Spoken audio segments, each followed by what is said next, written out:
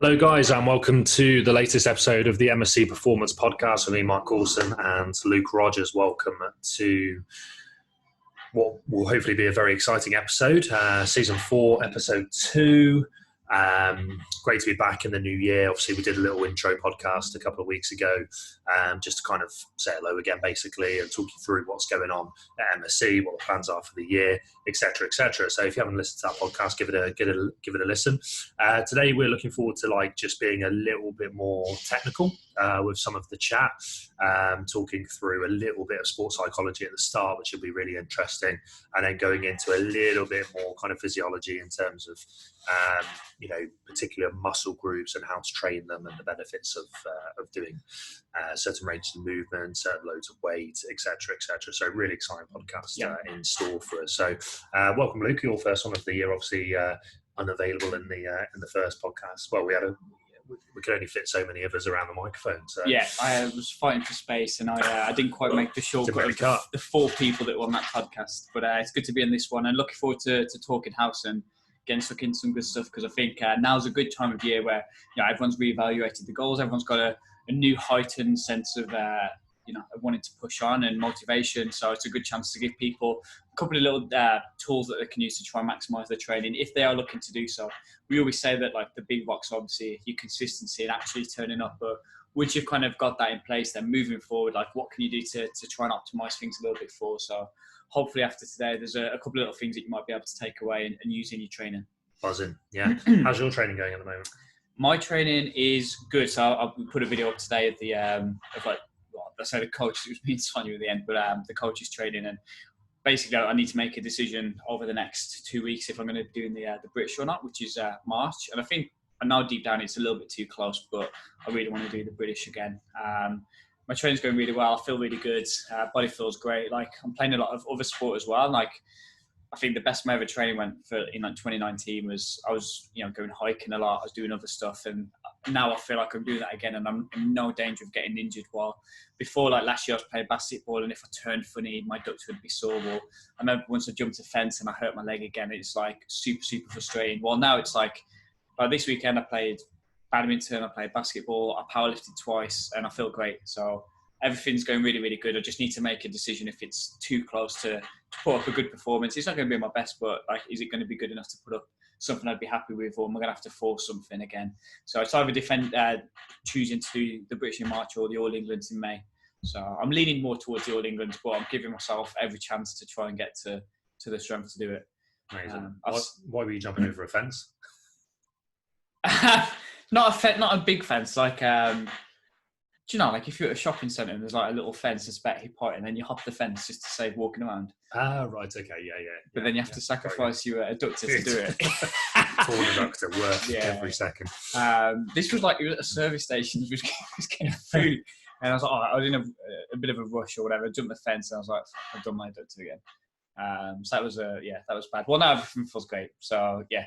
I've kind of set these little goals of I'm on week 2 of my program. By week 4, I want to squat I think 225 for a double and deadlift 270 for a double. And if I could do that, it's okay, I'm doing 92% for doubles. I'm ready to do the British. We're there or thereabouts. We're there or thereabout. If it's doing them and it's incredibly hard or really grinded, then it's probably not quite ready, and I'll just wait till May, because I'm really enjoying it at the minute, and I want to continue to enjoy it, and I want to continue to strive to be the best, and I just don't want to rush back for the sake of it, because that's when the competition is. I said after the Worlds I was going to take some time, so it doesn't have to be the next big competition that comes along. There's so many comps you can pick and choose a little bit at this point. So absolutely.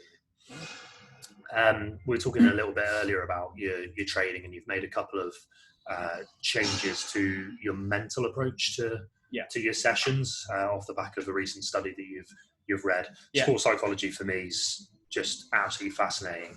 I think it's probably the one area of performance and sports performance that is incorrectly lagging behind everything else. We've seen a big rise in the importance of strength conditioning in team sports over the last 20 years, especially in rugby. Football's a little bit behind, but you look at American football, you look at, all sports are sort of taking it on board now, trying to make athletes, stronger, in terms of, energy systems, in terms of strength, in terms of power, injury prevention, etc., etc. So like the world as a whole now, in terms of performance, we know, the importance of strength conditioning.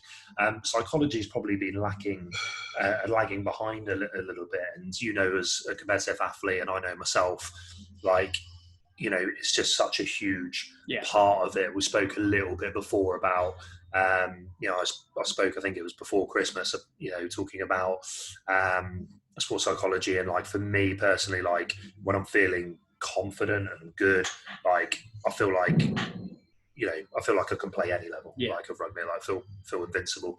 When like I go to Michelle, almost get that bit of imposter syndrome, not quite confident, not feeling it. All of a sudden, I can be not out of my depth, but I can feel like I am. I feel like I shouldn't be here, and like that's just the carryover to how you perform based on that is just huge. And it's like we've not been looking at it. I mean, it's starting to, I think now, you spoke last year about a lot of powerlifters starting to get sports psychologists on board. I think rugby's the same. There's a few advocates and, former pros coming out now and saying like, how it's just completely neglected. And it's, becoming more and more prevalent now. So you talked about, performance and on the day and things like that, but you've started adapting, and integrating that into your sessions in the micro. So obviously for Worlds, I as part of the GB team, you get access to a sports psychologist, which was great. And it's just the little things that, like, it's not, sports psychology isn't going to make you from a terrible athlete to an amazing athlete, but someone that's looking to hire a sports psychologist isn't going to be a complete no, it's not going to be a very low level rugby player. It's someone looking just to maximise the higher level stuff that they're already doing. So worked with a sports psychologist, and it was just the things I was struggling with at the time was just like the intent in the sessions and the confidence, like you said, coming off the back of an injury. Used it for that. And then post Worlds, like you said, what have I been doing differently? It's just thinking about what's gone well in the past with my training and what I can utilise to try and make things a little bit better now. And we spoke a little bit about this, and then it coincided with the release of a couple of good research articles that came out on like the use of your phone prior to before training or during training. And the best my training ever went, and this is what we're speaking about, was when I would be training and I'd put my phone on flight mode, which means then that you can't check your emails, you can't go on social media, which is the big one. You can't answer any messages to your friends and family. You just got a couple of hours or however long your session is of just being in the training session, in the zone, and you fully committed to that training session without being in and out, doing a set, check your emails, do a set, go and speak to someone, do a set, go on Instagram. You're just fully involved in the session without any distractions. And I think being intentful in your session is a massive thing. Like we said, if you're looking to get some consistency in your training in January, actually turning up to the gym is the big thing. These are kind of like the finer points that are going to help you get a bit extra out of your session. But actually being present in your session is massive. So one thing I use with a sports psychologist and what I'm doing now is rather than going on social media while I'm warming up or just not really thinking about anything, I'm using the time. I take 5 minutes before the session just to think about the training session ahead, what I'm looking to get out of it, 3 things that I'm trying to achieve that aren't really performance based, stuff like I want to stay present in the session, I want to be really confident when I'm hitting this position, I really want to focus on this certain cue. So I'm taking a little bit of time just to really focus on the session ahead rather than sitting down, relaxing, going on Facebook, seeing what everything's going on. I'm trying to really focus on the task ahead. And that coincides with a good article that came out, I think it's a few months back now, where they gave people 30 minutes of doing social media, so just Facebook, Twitter, etc., versus a control group. And I think they were watching TV, but they weren't quite as mentally involved because you're not on Facebook, you're just watching TV. And the TV group outperformed in volume quite significantly by about 15%. And I think the study was like 80% of your 1 rep max for 3 sets, and then just adding up the amount of reps that you could do. Yeah. I think it was to failure. It might have been like 8 or 9 RPE, but it was at least close to failure. And these are getting an extra 15% from not being mentally fatigued pre to the session. So that's going to be a combination of mental fatigue, probably focus, but that's massive. Like huge, absolutely huge gains, especially at the higher level as well.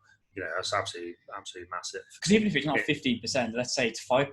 That's worth it. That's fucking massive. It's worth it. Yeah.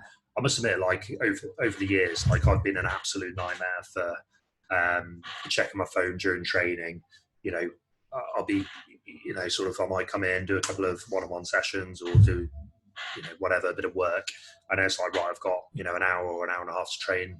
I'll start my session, and then I'll find myself, resting in between sets where I'm doing an email, or like I'm on phone, I'm like doing a quick social media post for the business or whatever. And it's really bad, man. Like, and then you find yourself like maybe scrolling through, shit on Instagram, and all of a sudden you're like, oh, bloody hell, like I've had 7 minutes rest, with a bloody split squat or something. And it's just like ridiculous. I've actually started like going old school and like timing my rests recently. I'm timing my rests, and like I'm really conscious, and like obviously here's such a great environment, and obviously knowing everybody like we do is very easy to get chatting to someone. And sometimes now I'm a bit like, one sec, like let me go do my set and stuff.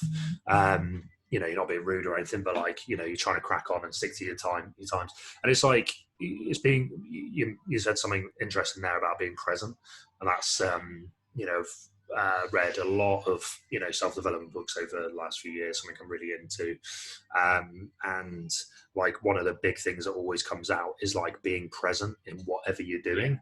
Like it's like when you're on holiday, are you really taking it? Are you really enjoying it? When you're, like we spoke before about, like it's referred to as like Parkinson's law of like having whatever time you've got, you'll fill.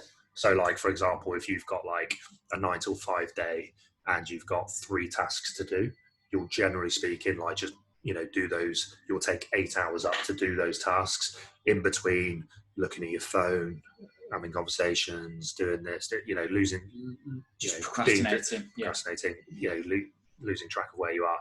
Whereas if I say, right, you've got, say to myself, right, I've got 2 hours to do those 3 tasks, or I've got 45 minutes to do those 3 tasks, put your phone away, turn it off or whatever.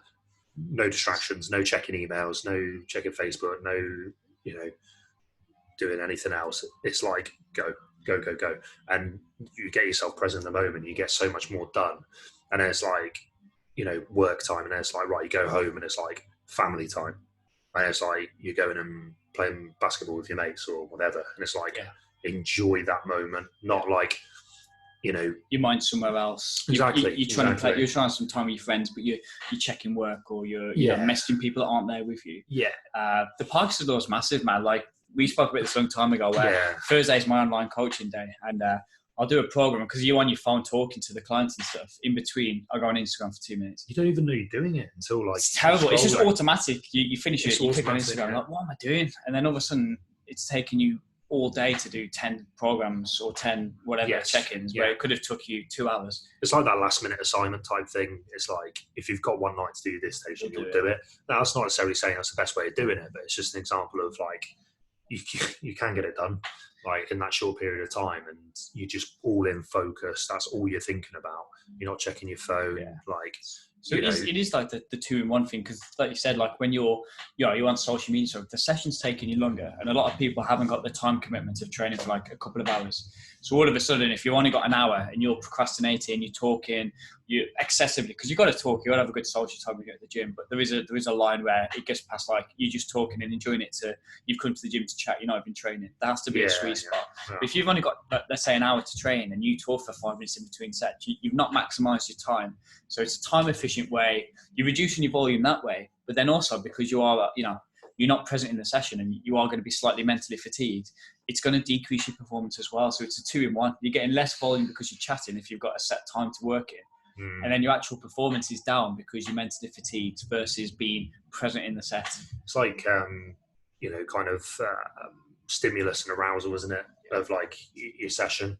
Like if you're in that mood where like you're checking your phone and it's like, oh, I've got another set, and you go through it, you're just kind of like, you're just in that wrong headspace where, it's like the focus is what you're doing on your phone, not the actual session. Whereas like, get yourself, it's like before a game, like, I'll get myself in the right headspace by only thinking about the game. And it's like, okay, that's my competition, but why can't I do that when I'm training? Getting that right headspace where like you're getting your arousal levels at the right, right stage. You're visualizing a little bit. You're thinking about it. Okay, it might not be as serious as playing the game, but you're trying to use some of that, some of those skills and carry it over. You literally just touched on it. You wouldn't see like a football player playing, wouldn't be on Facebook 20 minutes before the game. They're on the pitch. They're working on specific drills, or they're getting warmed up. They're thinking about the task in hand. They're going through drills. They're not on the phone chatting to the friends. Exactly. We get to rugby an hour and a half. You get to go an hour and a half before the game. We only really go out to warm up like 50 minutes, an hour before. So you get there, like, little chat with the guys. It's pretty laid back at that point, bit of shit banter, nothing special. And then it's like, right, okay, I might just go on my phone, like last little messages to family and stuff like that. And then it's like hour 15. It's like, right, phone away. Like, I'm not thinking about Instagram, I'm not thinking about work, I'm not thinking about like, anything else really. It's just like you're in that moment and the focus is purely on that. So,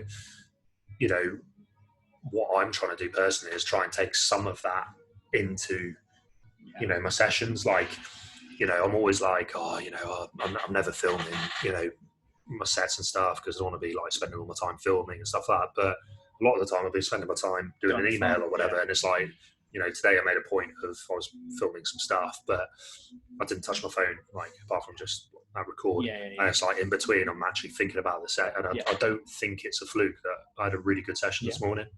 But if you had to say...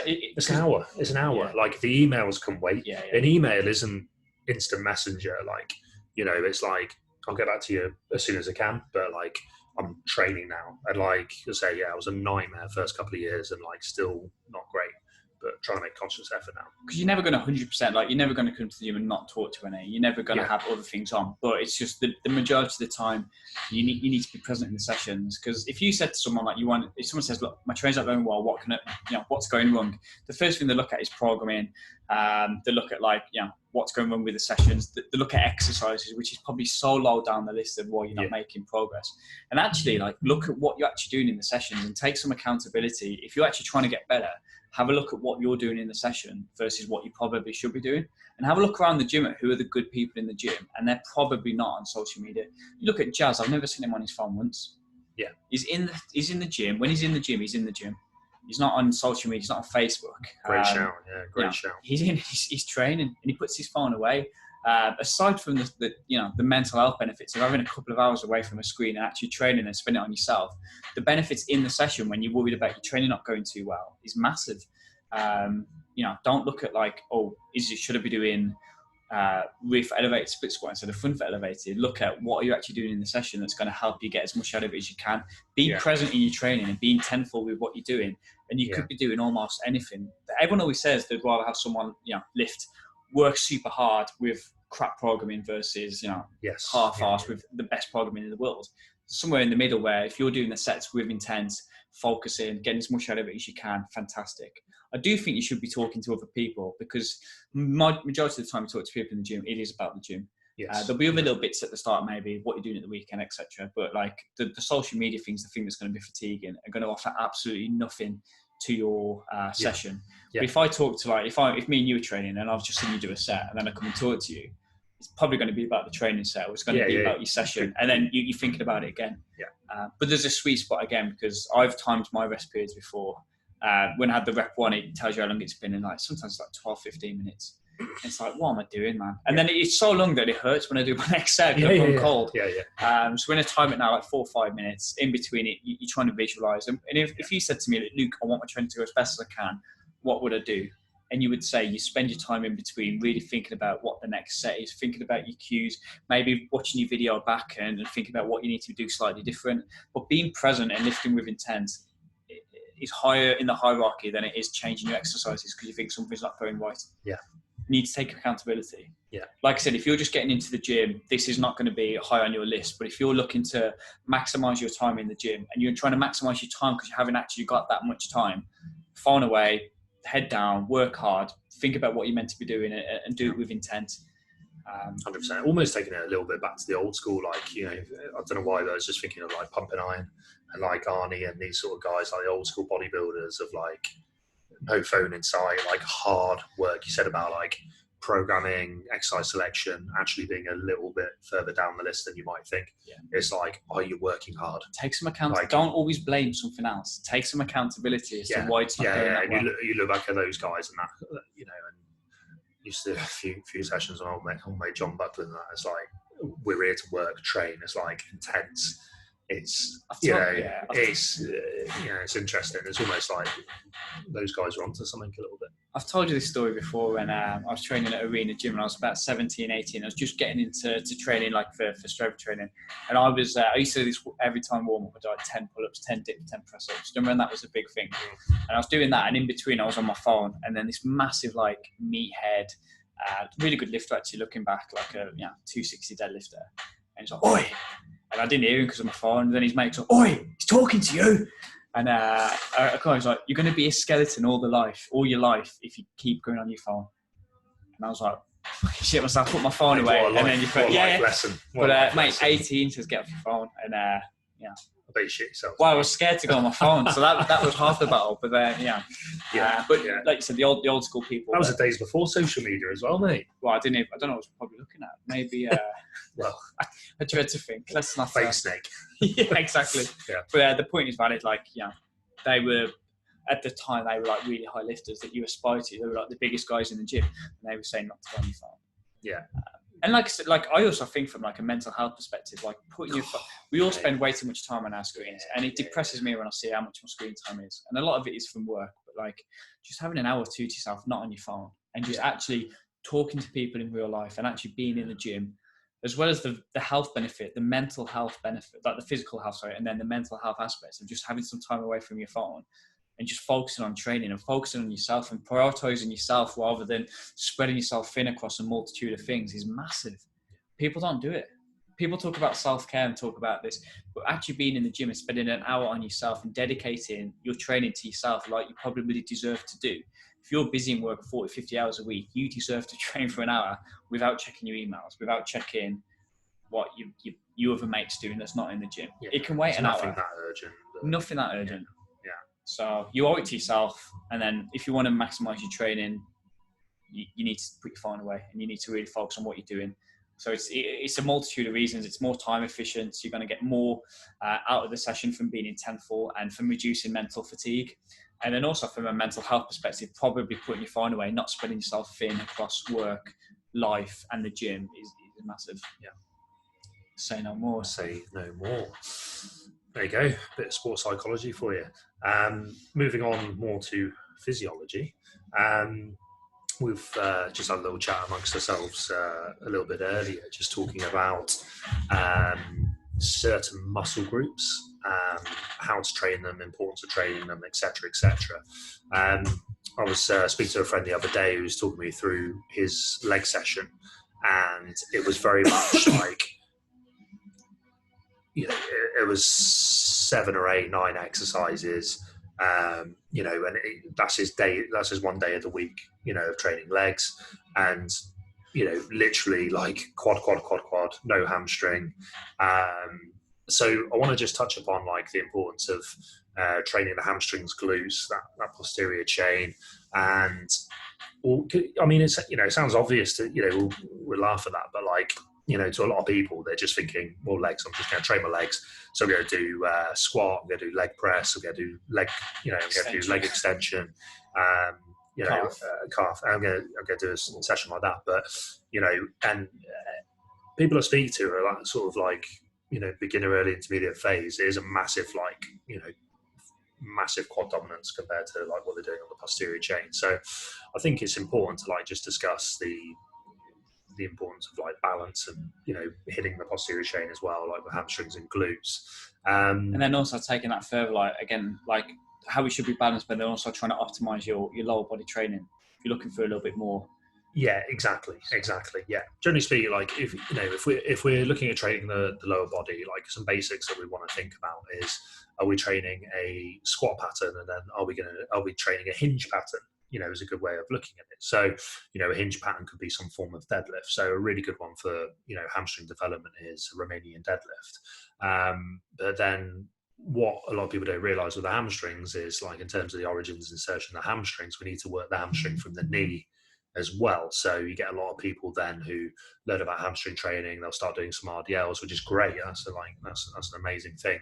But, don't realise the importance of training the hamstring from the knee as well, and especially in terms of like injury prevention from sprinting and things like this. But hamstrings are a very different muscle because it's a biarticular muscle group, so it assists in hip extension, but also knee flexion. And you need to train both of them. Exactly.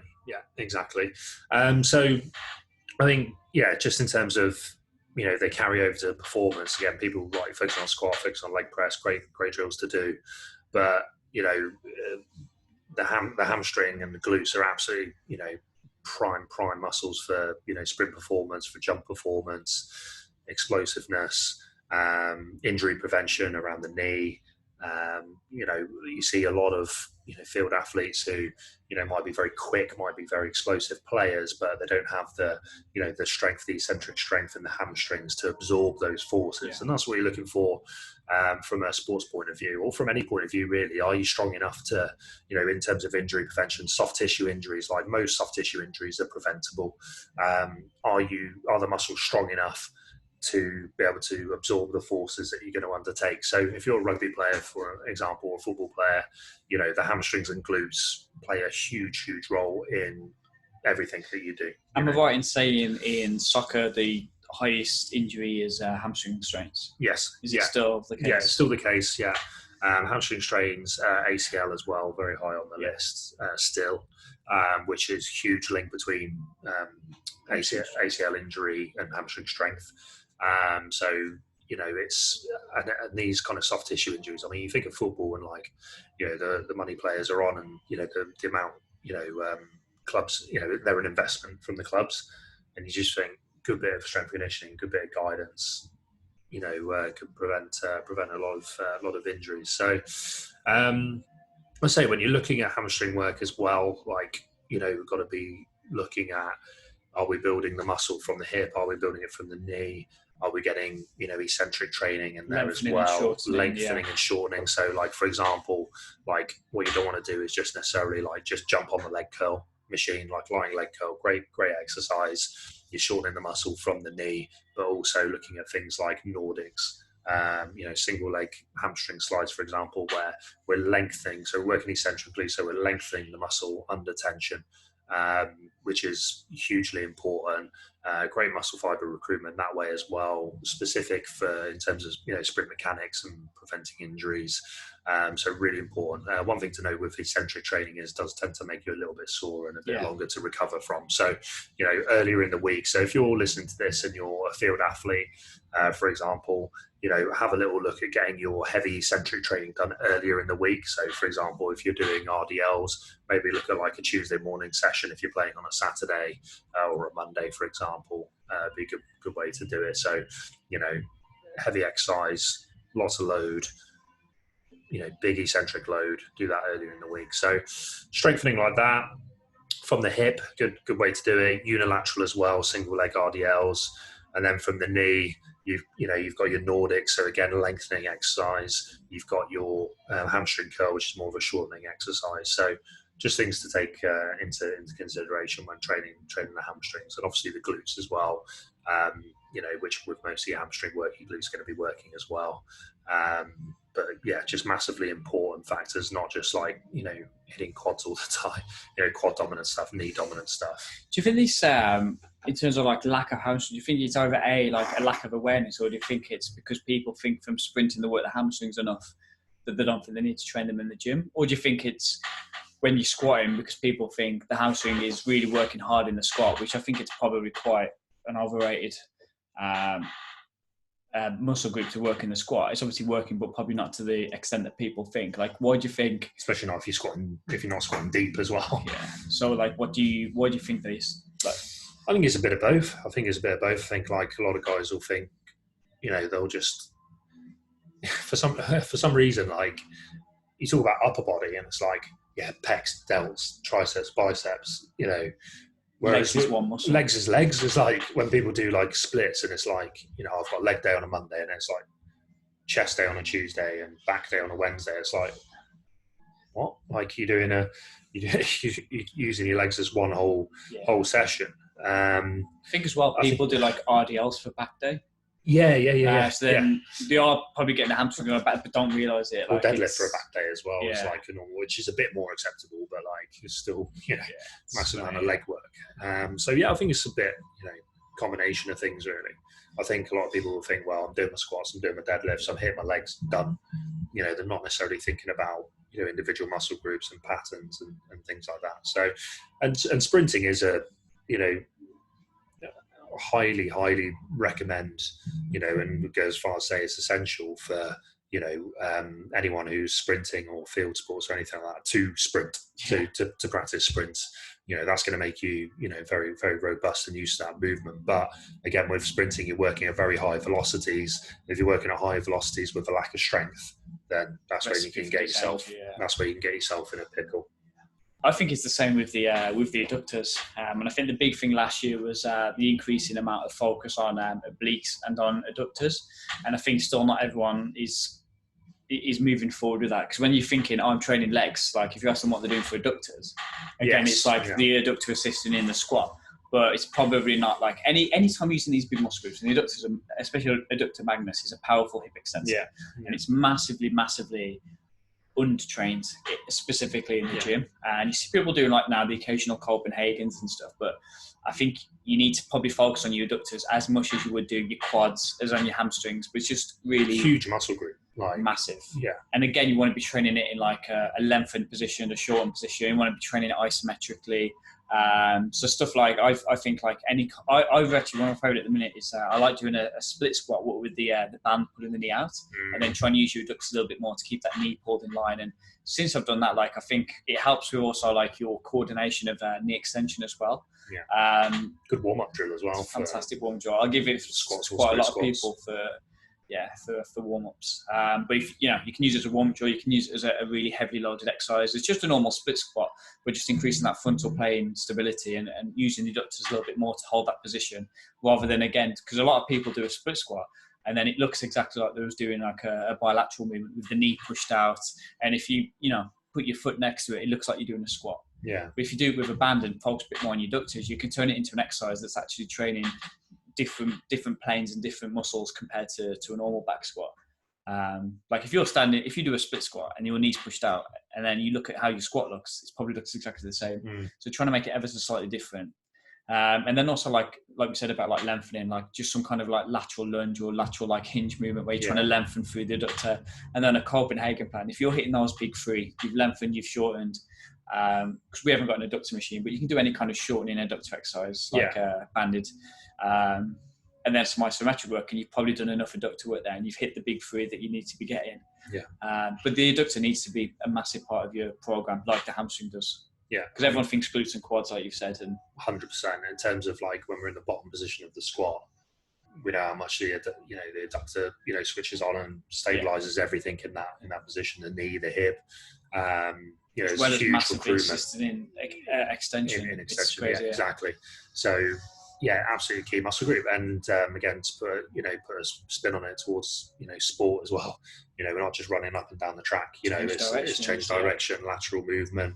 And that as well. I remember reading a study with women's hockey, especially in like ACL injuries in women's hockey, are absolutely astonishing. Like a ridiculously high percentage of all injuries, like way higher than anything else, and it's due largely because of lateral movement, deceleration, not having the adductor strength, to like stabilize. MCL is big as well. To stabilize the joint in that position, and got the strength to do it in that lateral plane. So, like I say, getting your Cossack squats, your side, your lateral lunges, lateral step ups, even as a beginning, beginner type drill. Say beginner type drill if you load that up quite heavy. It's a tough drill. Copenhagen's, but that's the key as well. With adductors is a huge one, absolutely huge. And I think with with all of these muscle groups, like you say, it's like, are we lengthening it? Are we shortening it? Are we doing our isometrics? And if you can cover those, and like I say, with the hamstring is quite an unusual, muscle group. Are we hitting it from the hip? Are we hitting it from the knee? I think those are probably the key takeaway points. And it's the combination, like you said, of like load and velocity when you're Load playing and velocity as well. You need high load, you need high velocity, you basically need to be strong through all the ranges of motion that you're going to be doing in the sport. You need to be strong with load and without load, and they both coincide with each other. Exactly. Like hamstring example again. Like, so if we're thinking of, thinking about, from the hip, we could be looking at good lengthening drills like the Romania deadlift, for example. There's some great shortening drills we could do as well. We've got to make sure we're working from the knee with our Nordics, with our hamstring curls. So like your Nordics will be lengthening, the hamstring from the knee. And your hamstring curls will be, lying hamstring curl, for example, will be shortening. Your isometrics might be like a hamstring bridge off of the bench. Great exercise to do. And then, you're kind of covering most of the bases then, and you're ready to go and sprint, things like that. And then, I'd say, very similar with the adductor, your isometrics with the Copenhagen plank, and eccentric lengthening with like a lateral hinge, or exactly. So that's the kind of probably key things to. I also really like what we started talking about shortening, like some kind of like goblet squat with like an adductor bias, with like a roller between the knees, something like that that's really forced you to squeeze through the adductors. And there's a massive correlation between adductor squeeze strength and adductor strains. And the stronger you are at the squeeze, the less likelihood of an adductor strain. So it just shows the importance of the strength through the adductors and the hamstrings. A lot of clubs that are clued up with their S&C will use like an isokinetic dynamometer, where they'll use that as a real test of strength as the adductor. That's I've tried that before. It's bloody hard. It's tough, and also do it with the hamstring as well. Key things to think about, really. I think I'd say, and then as you said, like going into velocities. So like, let's say, for example, like with using the hamstring as an example, and that hip extension, you might have like a slow movement that is very heavy, such as a Romanian deadlift. You love it, aren't you? It's been mentioned a lot today as a key drill. Absolutely. And then you might have something that's higher velocity, such as a kettlebell swing, which is obviously a lighter implement, hinge pattern. So same pattern, lighter weight, higher velocity, perhaps even a broad jump as well. So just working that whole strength speed continuum. So the heavy stuff, with your barbell, going into lighter implements that you can swing or throw, and then going into, your plyometrics or ballistics as well. Again, getting a little bit more kind of sport specific, gonna help you a lot, because I say you need that heavy strength base. The muscle needs to, be able to absorb force, needs to be as strong as possible. And then with that base of strength, can we move, moderate intensities at high velocities? Can we move things quickly and powerfully? Most field sports are explosive, they're fast.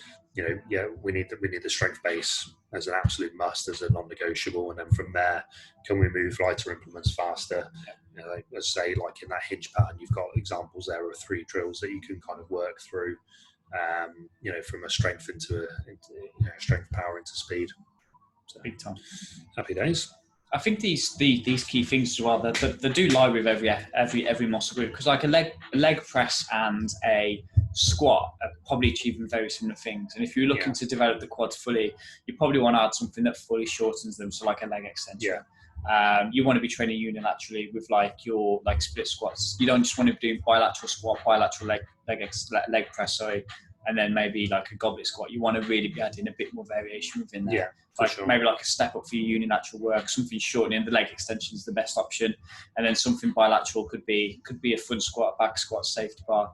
But just again, a bit more variation within your quad training is probably a good idea as well. 100%. I think we can round up there, really. I think as say if you're listening to this and you come in and you just have a leg session, maybe this will just give you a little bit more guidance in terms of maybe think about your leg session a little bit more, your lower bodies. Am I hitting a good distribution of hamstring to quad ratio? Am I doing work from the hip? Am I doing work from the knee?